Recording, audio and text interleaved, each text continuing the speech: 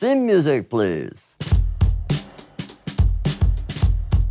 Aloha, I'm Mick Kalber. And I'm Bruce Amorti.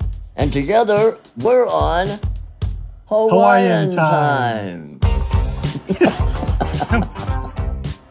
On Hawaiian Time is a podcast where Bruce and I, along with my trophy wife Ann and our illustrious producer Tim, talk story about life, unfiltered, here on the Big Island. On this episode of the podcast, we've got a special guest joining us. But before we bring him on, you may or may not know that I'm a volcanographer. That's my own word I made up. That means volcano videographer. And Bruce is a photojournalist whose main subject is, guess what? Lava. But Bruce, I heard a rumor lately that you're sneaking off to shoot something else. Something that actually isn't red, but green. Is that the Incredible Hulk, Bruce? Or maybe Oscar the Grouch? What is that, Bruce? No, it's pakalolo. Pakalolo is Hawaiian for cannabis. And for a long time, since I was a kid, I've always had this passion for cannabis, the cannabis plant. It's a beautiful plant, so I love shooting it. And, I needed to find a source. So you're a pothead, Bruce? No, I'm not a pothead. I just love shooting beautiful things and things that are supposed to be off limits to me, right? As a kid, of course, marijuana was illegal here in Hawaii. And when somebody tells me you can't do something, well, that's the thing I want to do, right? Just like lava. I'd like to know, what is the definition of pakalolo? Because being a mainlander, I've never heard that term before. I've heard a lot of terms for marijuana, but not pakalolo. Well, paka is smoke, and lolo means crazy. So, yeah, crazy smoke. Mm-hmm. Or smoke that makes you crazy. Yeah. So anyway, in my search for cannabis to shoot, I came across Dylan Shropshire, the founder of Big Island Grown. And he runs a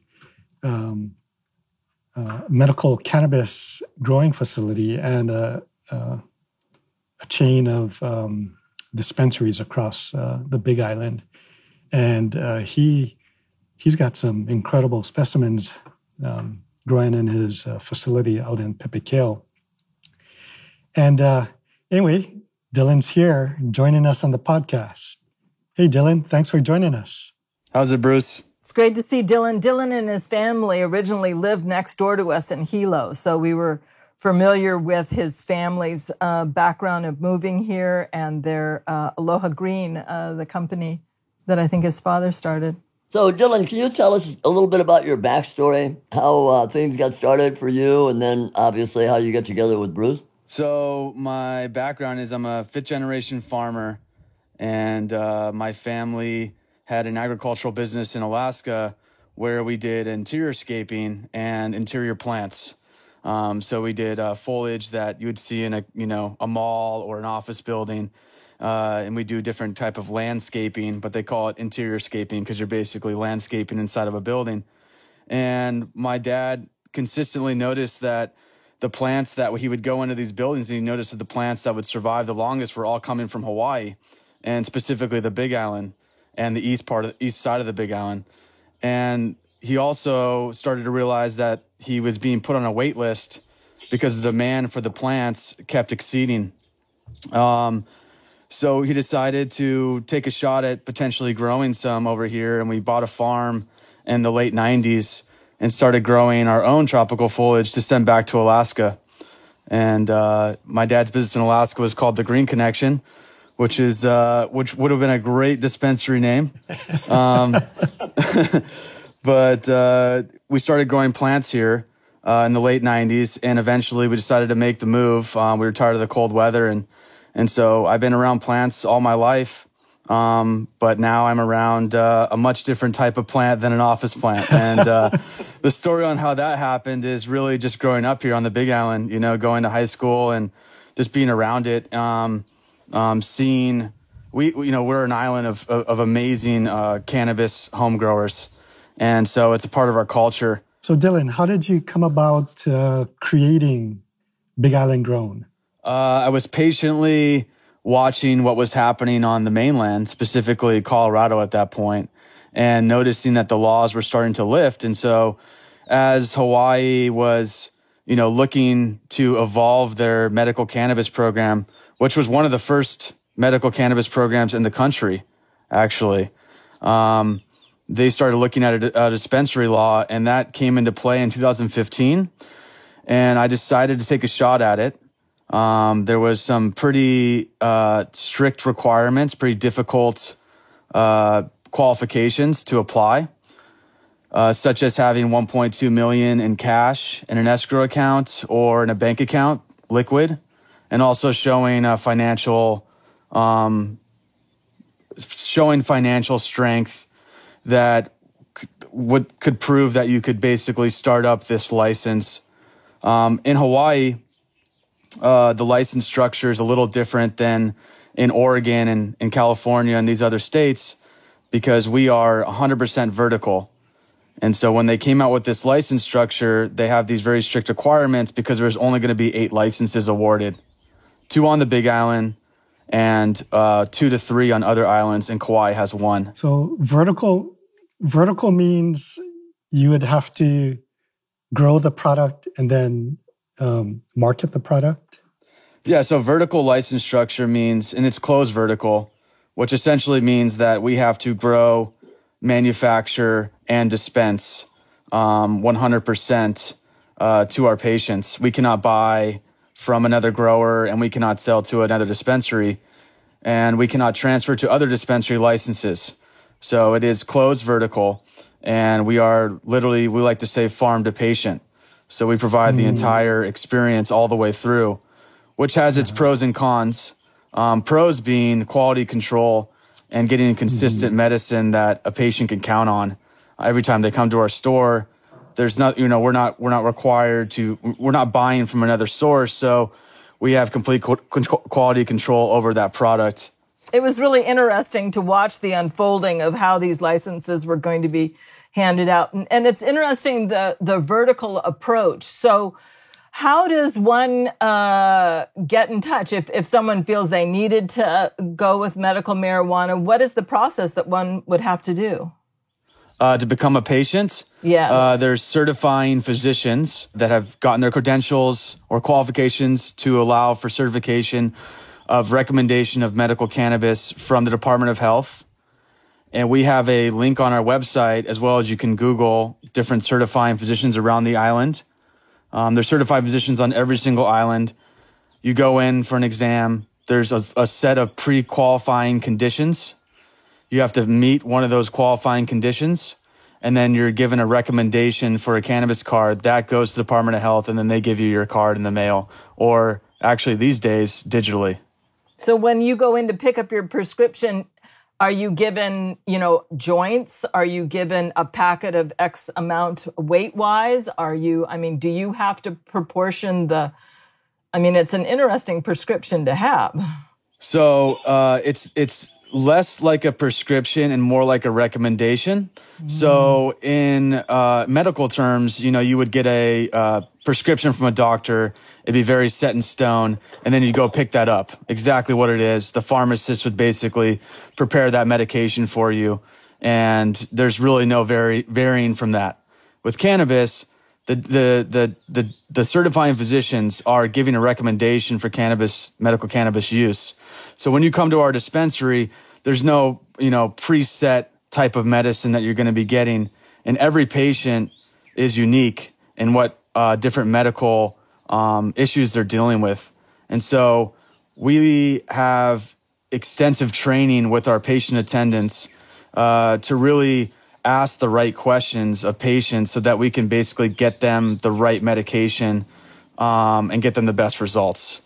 The only requirement from a prescription or recommendation standpoint is that there's an allotment of 4 ounces every 2 weeks or 8 ounces a month. And that's basically the only restriction other than some products that are we're restricted from selling, such as edibles. Wow, that sounds like a lot of stuff, doesn't it? It's a lot of stuff. But, if you have a terminal type of cancer, there's certain conditions that require a very large amount of cannabinoids and basically potency to get the effects that you're looking for medical results. So, someone with epilepsy or someone that's terminal with cancer is going through chemo, they're going to need, they're not looking to go to a dispensary to get flower and try all these different flavors out. They're looking to go to get an extract, more something like, alcohol or ethanol extract that is extremely potent and is not enjoyable. It's not an enjoyable experience. It's extremely potent. If one of us was to take it, you'd be on the ground. It takes a while to build up to that level of tolerance. So you have to titrate up your dose and then get to the level of tolerance. And if you're, one of these type of patients, that 4 ounces, if you have that really potent oil, that's, it's just enough to cover what they need. In some cases, not enough, unfortunately. So who handles the potency? Are you on site there, able to go in and test and know the potency of the pot? Is that all contained within you? Yeah, great question. In Hawaii, as with most states, there's independent third-party testing requirements. We are not able to do any of the tests. We do our own tests for potency. We do our own tests for microbials and our own interior testing, or what's the right word? Internal testing. So we do our own internal testing. But whenever we need to pass something to be able to sell it in the store to a patient, it has to go to a third-party lab, and they put it through different tests from heavy metals to pesticides to potency to microbial count. There's several categories that they're basically doing this analytical testing on. And then once they approve it, based upon a pretty strict guideline for the medical grade of the product, especially when it comes to microbial count, such as like yeast and mold and things like that, which if you were to go to a supermarket and swab a apple, it's going to have a crazy amount of yeast and mold. But for cannabis, we're put on a very high pedestal because we're selling medicine. And so after that very strict independent lab tests, then we can sell it in the store. So one of my favorite bumper stickers is, "This is not your mother's marijuana." I mean, what is in comparison to what we partaked in, or I used to partake in, how strong or what is the components of the pot now? It's interesting. I was in High Times, I think about 8 months ago. That was a dream, by the way, to actually be featured in the magazine. So gotta cross that one off the list. That was cool. But I saw this High Times cover. I think it was from like the 80s of the cannabis they were selling. And man, if you tried to sell that right now, so you'd be laughed out of the room. So I think it's one of those things where, just like anything, with enough focus and intelligence and effort on doing something, you're going to basically evolve something to its highest level of potential. And that's the same with cannabis, through crossbreeding and hybridization and consistently evolving the way the plant is being grown. We have seen a dramatic change in the THC content. Unfortunately, on the other side of that, we've bred for THC and we forgot about some of these other minor cannabinoids like CBD and CBG and THCV and all these other things that are also present in the cannabis plant and have other medicinal effects. But we are now just starting to rebreed for these other minor cannabinoids, such as CBD, which you see everywhere now. And so I think with the next 10 years, that's where really cannabis is going to go. It's going to go to actually cultivating for these other minor cannabinoids. So do you think it's probably twice as strong, 3 times, 10 times as strong? I'd say probably close to 10, or somewhere around there. I mean, that would be my guess. Thanks for the warning. 10 plus, probably. Okay, well, this is probably a good time to mention that in Hawaii, it's only that medical marijuana that's legal, right? Yes, we're a medical only state. How long is it going to take until we're recreational also? It's the golden question, and it couldn't come soon enough. That's my personal opinion about it. Why do you say that, Dylan? Well, I think we're in to put it bluntly, I think we're in a very bad position financially with this coronavirus situation. And we're digging our hole deeper and deeper every day with this deficit as a state. And it's such a great opportunity for employment. I mean, how many people are out of jobs right now? I mean, the last report I saw in Hawaii was 37% in early March. That thing's got to be above 50 by now.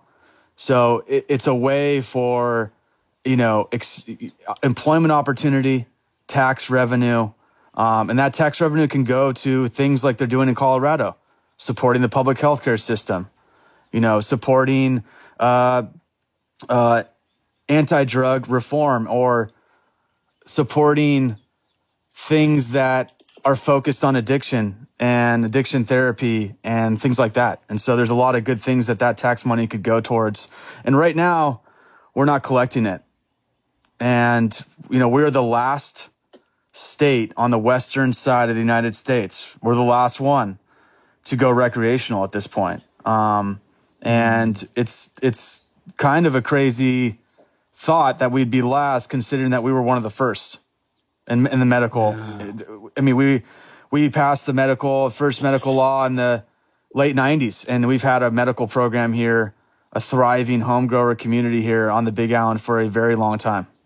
And just to play devil's advocate here, do you see a reason why they haven't done that? I mean, are there reasons that it would be that they've delayed the process in Hawaii? The people want it. So it depends on how you look at it. But I can tell you right now, by popular opinion, it should have gone recreational already. There are certain people in charge that don't support recreational. The governor has come out and flat out said that he does not support recreational. So, it's pretty hard to get a bill to move through the ledge, if the governor is going to veto it at the very end of the finish line. So it really prevents the topic from being discussed, and it kind of stops it dead in its tracks. And I hope that if anything good comes from this situation with COVID-19, that this might be one of those things. Yeah, I think you're right. Dylan, there are some government officials in Hawaii who have said that making recreational legal will be a threat to the medical cannabis dispensary system in the state. You'd be one to know yes or no with that. What is your thought on that? That's a really interesting question, because we've seen other states. I mean, first of all, we're not writing we would not be the first state to go recreational from being medical.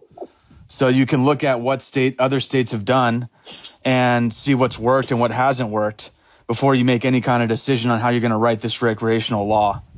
But, there's certain states like Washington that unfortunately, when they did come out with the recreational law, they really left patients on the sidelines, and they put patients and recreational users in the same category, and they were fighting for the same medicine, and the prices all went up for the medical patients because now they all have recreational tax. So I think you have to look at states like Nevada or Oregon and certain states like that where they have a dual use. I think a dual use is a requirement for going recreational. I think that if you're not careful, the medical patients can be left behind. So it is something that has to be considered when writing this law. On the other hand, if you do that, and I'm understanding you correctly, that there'll be less taxes on the medical, then won't people try to get medical licenses and to circumvent the taxes on recreational? Good question. In dual use states, we don't really see that. So even though you get a 10% discount or 15% discount in Oregon or whatever it is, depending on dispensary, you don't really see that this all of a sudden the medical patient cards are just skyrocketing because people are trying to get a better deal. I think that people realize, I like to think that, people are considerate of other people's medical needs, and maybe that, getting a medical card when you don't need one isn't the right thing to do when you can just walk down and get recreational cannabis. So I like to think that people do the right thing, and that wouldn't happen. I think sometimes you're right and sometimes you're wrong. That's life. Okay, let's take a quick break from the conversation here so we can plug our website and some affiliates, but we're going to be right back to pick up the conversation. All right, we have to mention that we do get a small commission from the companies we endorse, but it's at no cost to you guys. We wouldn't endorse any company or product that we don't truly believe in. So we just launched on HawaiianTimePodcast.com, and we're pretty excited about it. I've been using Bluehost for many years, hosting other websites I build, and I've been really happy with them. Good service, and you always get through. We use Printful and WooCommerce to make and sell our merch, and we used Blueberry to host our podcast. And right now, you can get your first month of hosting free with Blueberry by using our promo code Hawaiian Time. One word, Hawaiian Time. Or just click on Blueberry on our website, and when you check out, you'll see that you get your first month for free. We have some good merch there too. T-shirts, stickers, slippers, and more. On HawaiianTimePodcast.com. Okay, close enough. On this episode, we're speaking with Dylan Shropshire, founder, partner, and COO of Big Island Grown Dispensaries. You can learn more about Dylan on our website, on HawaiianTimePodcast.com. We'll share some links there in the show notes. Let's rejoin the conversation. Right now, we are a very vertical license, and I'll kind of just go back to applying to this license. When we applied, we were one of 56 applications, and there was a team. I mean, Woody Harrelson had a team.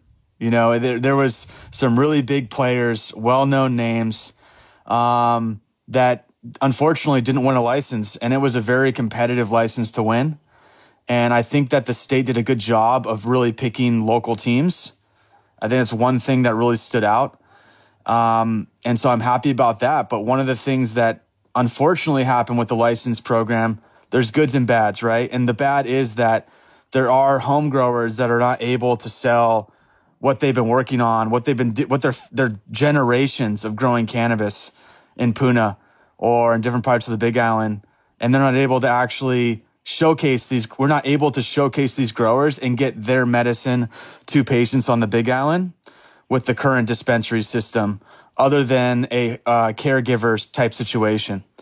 So I think that with recreational, that will also allow for more licenses or the purchase of home grower cannabis and to be sold in the dispensaries or some variation of that. And I can speak on behalf of our company, and we welcome that, because at the end of the day, again, there's a lot of really good cannabis growers on the Big Island, and it's unfortunate that they're not able to showcase what they've been working on for generations. Dylan, a couple of years ago when the historic eruption was happening down here in Puna, Mick and Bruce, they're flying over it daily and reporting on it. And there were some smaller operations. There were people who had greenhouses, were growing marijuana, and they refused to leave even as lava was encroaching. They were afraid, I think, that, they were going to lose their plants, either not by lava, but from theft. And so how does that work? How are these smaller operations working down in the Puna and other places on the Big Island? I know of so many different types of operations and sizes, and everyone does them a little bit different. There's, some patients that just grow a plant. They're growing literally one plant, in their closet or outside, and that's all they need, other than a few cuttings to just keep doing it over and over again. And there are some collectives or groups of caregivers that have kind of formed, and they have a little bit of a larger grow facility where they are basically growing cannabis for patients. And so there's a wide range on home growers and size and what they're doing. But I would say if they were protecting their plants, it's probably because they have prized genetics that they've been working on for, again, generations. And there's no replacing that time that it took to develop that medicinal plant. You just can't do it. Once you lose the cutting, once you lose the mother, it's gone. Wow. For those of us like myself and people who aren't familiar with the history in Hawaii and on the Big Island in Puna. Mick, you were talking a little bit about it to me the other day. You've been here for what, Mick, 35 years, and you first lived down here in Leilani. Like, what was it like back then, late 70s, early 80s? Well, I didn't get here till the early 80s, and by the time I came here, it was starting to wind down a bit. Annie knows more about it than I do because she lived here through the 70s. But in the mid 80s, early 80s, this was kind of the wild, wild west, and people were growing a lot of pot, making a lot of money, shipping pot out of here all different ways, right straight out of the post office. Some of them, a lot of them, and there was a lot of cash floating through this community. People were buying cars with cash. They were, everything was financed through that industry. And when Green Harvest started, Green Harvest was the Fed's way of eradicating pot. Then they flew helicopters, and they actually ended up using the RICO Act and absconded with people's property and seized people's cars and houses, and it got really ugly. But they really destroyed the economy out here, and different points of view as to whether that should have happened or not. But the fact of the matter is, it made marijuana so difficult to get that other drugs began to take over. Heroin and meth became prevalent here, and it got really ugly. But prior to my coming here, Annie can speak to that. It was a pot economy. It was wide open, right, Annie?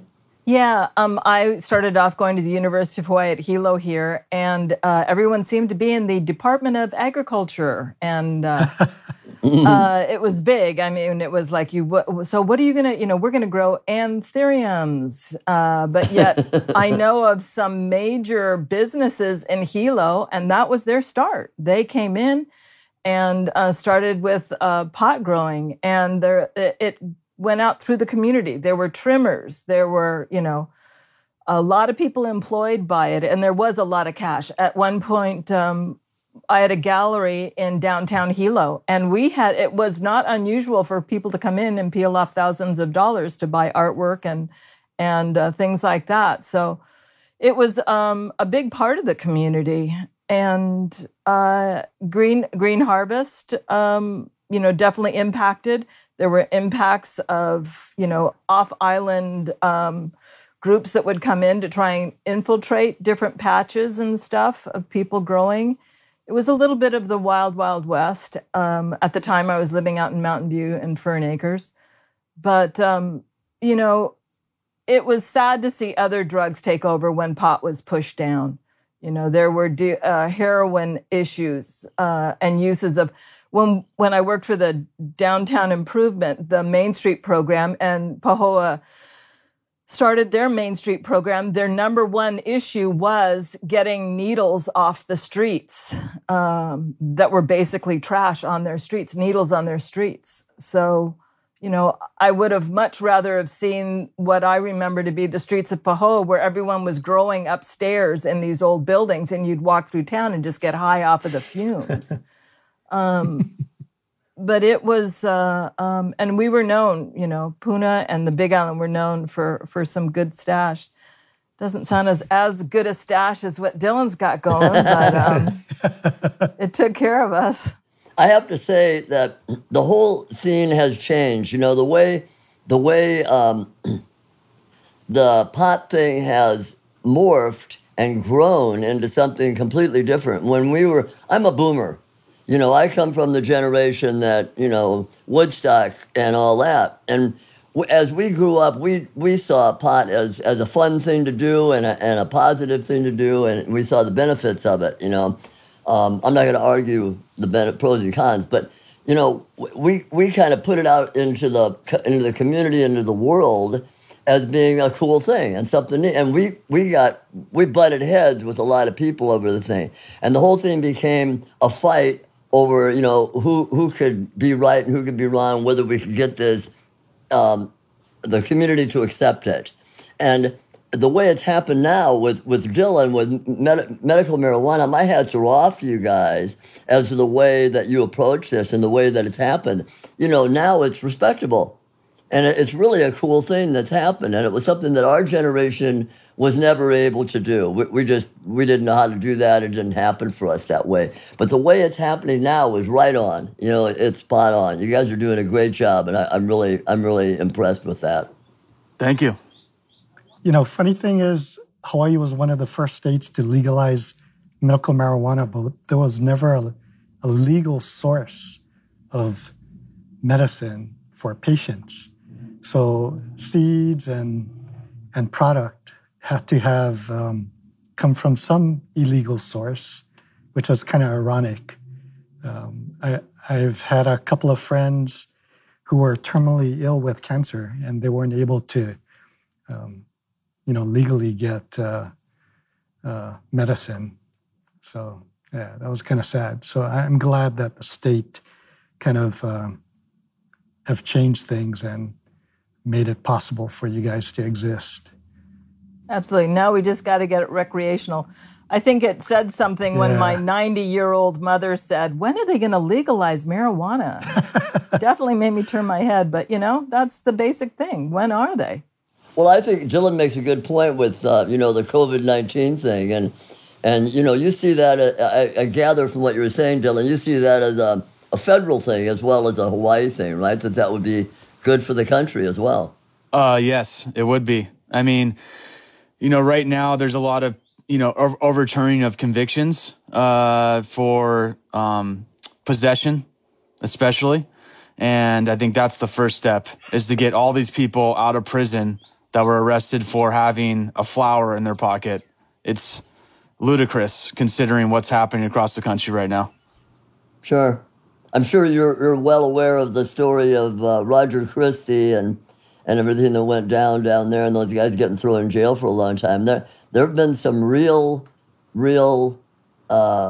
unfair things that have happened behind the attempt to legalize marijuana and the attempts of some people to bring it to the attention of other people that it's a good thing and not a bad thing. Yeah, Roger's a friend and a pioneer. And, I always thank him whenever I see him for paving the way. If it wasn't for people like Roger, we wouldn't be here right now. Who is Roger and what's his story? Roger Christie started a cannabis church in Hilo, and he was basically using cannabis as a religious sacrament, and he would basically have different people that would come practice cannabis and their religion in Hilo, and eventually the feds came in and ended that, and they shut it down. He was trying to use the Constitution to allow for the religious use for cannabis. And Mick, I don't know if you want to add anything in there. Well, I know Roger. I've known Roger for years, and I'm just like you do, I give him credit for what he did in furthering the cause. But, the way, again, he's a member of my generation. And that's exactly what I'm talking about. It was a little bit too much in people's faces, I think. Yes. He pushed the envelope a little bit too hard, and he was not, and by design, he was not discreet about it. And I get what he was trying to do, but, he paid the price for what he did, and it was not a fair price. Just like a lot of people. There's many people that are in jail today over ridiculous marijuana charges. And so, he's just one example. But, I get, like you said, that he's a pioneer, and that's how things had to evolve. And hopefully they'll overturn a lot of those convictions now. Hey, Bruce, can I jump in and ask you, you're born and raised in Hilo. Did you have a relationship with marijuana as a young man? What's your? How does this? Yeah, Bruce. Yeah, Bruce, tell us about that. Well, I was kind of in love with Mary Jane. Now, I'm asthmatic, so I don't smoke. But when I first saw the cannabis plant, it was so beautiful, to me. And so I had this fascination, which became an obsession, just like lava. But my friends and I, we would grow pakalolo in the cane fields, and then people started ripping us off, and they're planting booby traps and everything, and it got pretty risky. So one day I had this talk with my mom and kind of told her what I was doing, and oh boy, she was so disappointed. But I just kind of told her that it wasn't about getting high for me. I just loved the plant. Then she was quiet for a little while, and then she said, "Oh, you know what? We're not using the greenhouse in the back. Why don't you grow some here?" So I ended up growing in my parents' backyard in their greenhouse. And talk about green harvest. One day I had a crop of probably about 150 pakalolo plants, and they're all, between 6 to 8 feet tall. And I'd come home from school. I was having a snack in the kitchen. I was looking out our kitchen window and saw these green harvest helicopters flying. And, they usually go out up the coast and come back and head back to Hilo. Well, this day they're coming back, flying toward Hilo, and then they kind of stopped. And then they started making a beeline to our house. And so they came up over our street. They circled my parents' backyard, and here I am peeking out from under the house, and checking out what they're doing. And I'm thinking, they had just enacted that law about, along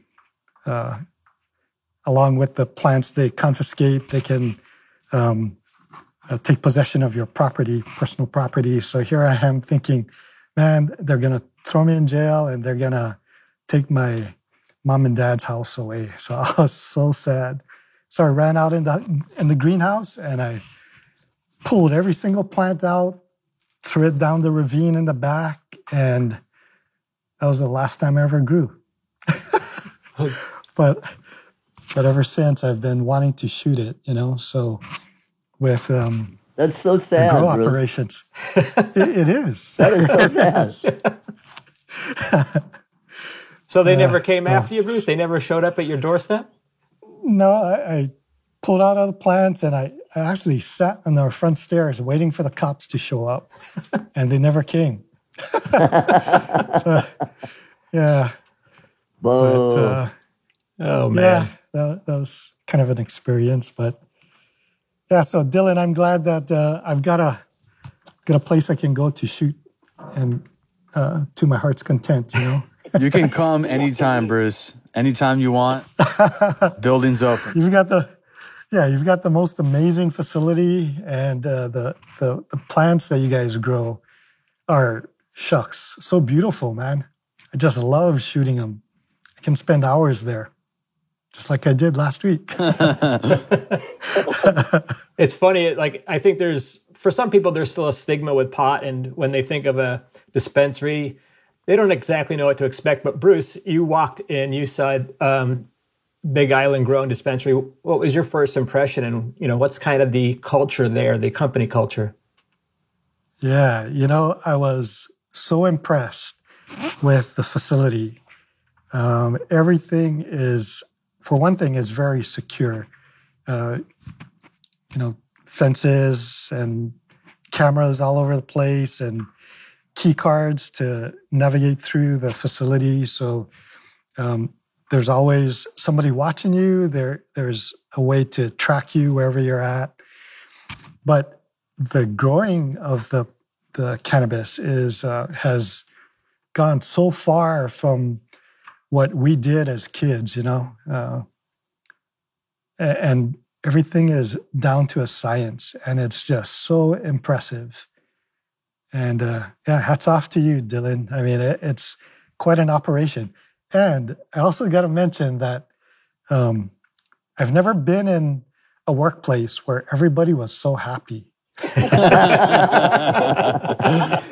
Your workers are always singing and smiling, and I mean, I've never seen a happier bunch of people. But they're not high, right, Dylan? No, we don't allow that at the workplace. I mean, I know when I walk into a Starbucks and the caffeine is in the air, it's so thick that it gets me. I mean, do you get that same high even just being there? There's one thing about cannabis that most people don't realize. It's kind of interesting, not to digress, but, there's over 100 different unique cannabinoids inside the cannabis plant.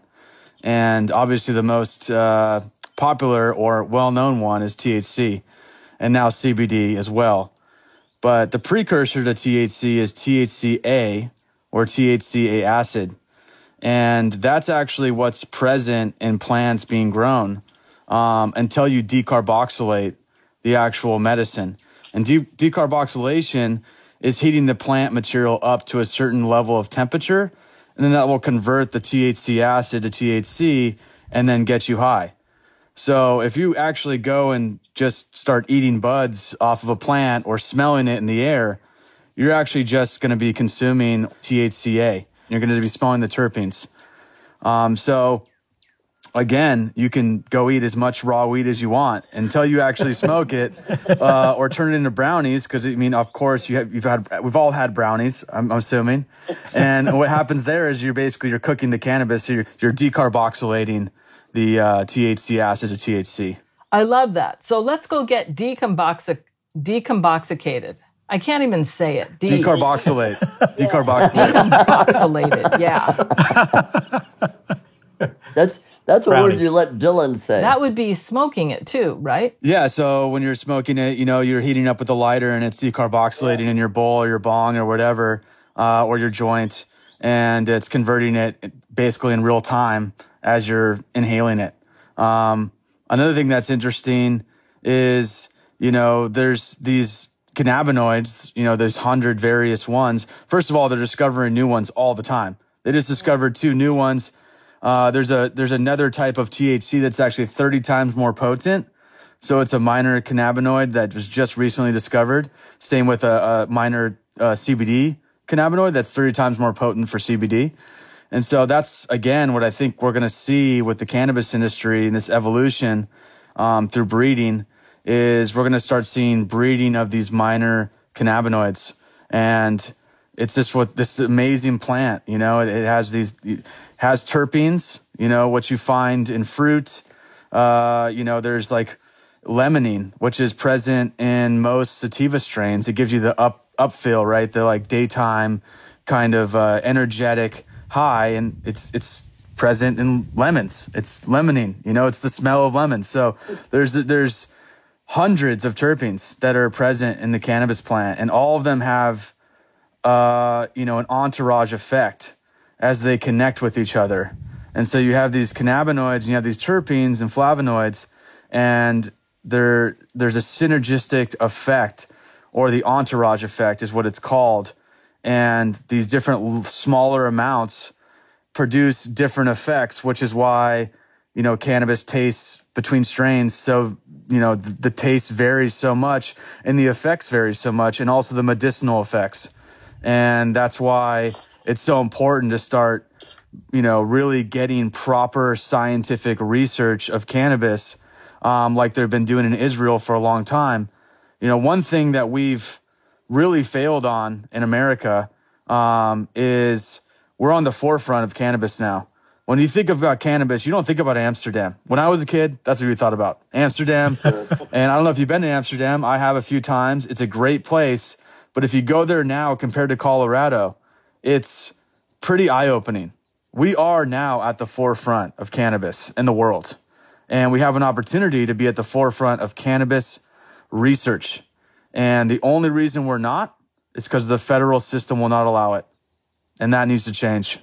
Absolutely. Dylan, and I say this only partially jokingly, do we now have, or will we have, connoisseurs of marijuana like sommeliers of wine who will, discuss the intricate flavors and lemony and woody and earthy tones of a particular pot strain like they do about Cabernet Sauvignon or Pinot Noir or whatever, Is that ridiculous, or is that something that really, they don't actually smoke it. They kind of take it in their mouth and spit it out again into a bucket, His name is Willie Nelson. No, but there is something to that, isn't there? Yeah, that's not ridiculous at all. In fact, there are already people filling that position right now. And it's quite amazing what minor tastes they can realize when they're consuming. So what they'll do, instead of how master sommelier will just, take a sip and spit it back in and really get the essence. It's the same thing with these cannabis tasters, and they'll basically, just one puff of a joint, smell it. They don't really consume the whole thing, or they wouldn't be rating very many strains. Out pretty quick. One time done. You guys know, of course, what they call a stoner that has two spleefs, right? Double jointed. Okay.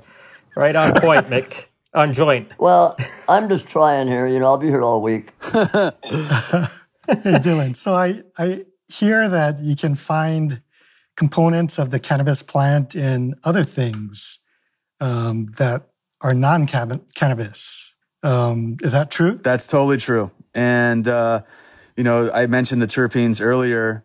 Terpenes are naturally occurring in fruits and different types of natural plants. And essentially they're essential oils. But what's really interesting is you can find cannabinoids in very interesting places. And one of the interesting places is a natural derived cannabinoid produced from our own body, from our mother's breast milk.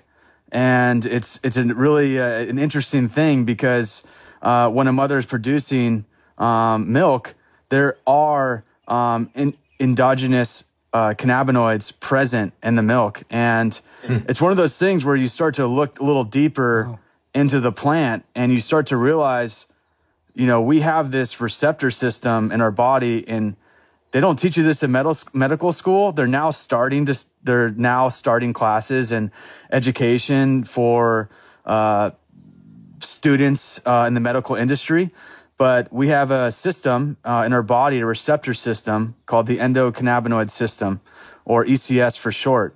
And what that does is we have, receptors in our liver, all throughout our brain, all these different places. And what cannabis is doing is actually touching those different receptors. So there's CB1 and CB2, and different cannabinoids affect each receptor differently.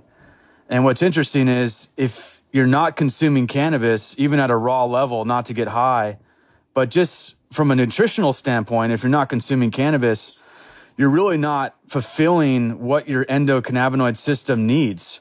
And if you're fulfilling it, you're reaching homeostasis. So that's why cannabis is, and we still don't understand everything. We don't understand all these, intricate details about how the system works. But what we do know is all these receptors affect us in a different way. And if we're fulfilling that from a nutritional standpoint, we're reaching homeostasis. And that's why cannabis helps with so many different ailments. Wow, interesting. We're going to call him Dr. Dylan. Wow, Dr. I am Dylan, just a write student. me a prescription. I'm just a student. Dr. Shropshire. Hey, we need to come up with a secret sweepstakes word for this podcast, as we're doing for each podcast, because we're having a contest on our website, on HawaiianTimePodcast.com. If you enter that contest, there will be one winner who will get a $100 Amazon.com e-gift card if your country participates with Amazon e-gift cards. But I think a good word for this episode would be pakalolo. Oh, I was kind of thinking about Dylan's word, carbonabuloblablai. Nobody gets that. You're starting to sound stoned, Mick. Well, I think we'll stick with pakalolo. carboxylating. Dylan, where can people go to learn more about what your company is doing and your business? So you can go to our website. It's bigislandgrown.co or .co. You can also go to my website, which is just my first and last name, DylanShropshire.com. And I have information linking to Big Island Grown and also the other stuff, crazy stuff I'm working on, like my cafe and hemp projects and all other stuff like that. So That's Vibe Cafe, correct? that is Vibe Cafe. Yes. Hey, can I say one more thing? Absolutely. Dylan, one of my dear friends was terminally ill with cancer, and he was really suffering. The medication, the pain meds that the docs were prescribing were not doing the job for him, just made him feel so uncomfortable. So I convinced him to try to give medical cannabis a try. And he's been anti-drugs all his life, straight as an arrow. So he really was reluctant to. And but after much discussion with him, he finally decided to give it a shot. And cannabis gave him comfort in the last months of his life. So thanks for what you do. I know a lot of people, think it's just about getting high and stuff, but the medical benefits to cannabis are amazing.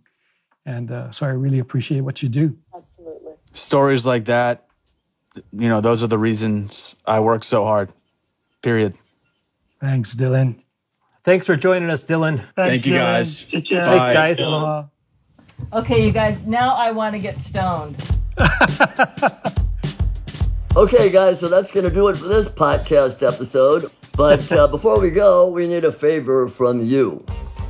Right. We need you to go to our website on HawaiianTimePodcast.com and click on the contest link. We're giving you a chance to win a $100 Amazon.com e-gift card. You can enter once or you can enter up to 8 times. You can enter by subscribing, you can go to our social media sites, or you can enter those secret words. We say one in each episode. In this episode, the secret word was Pakolo.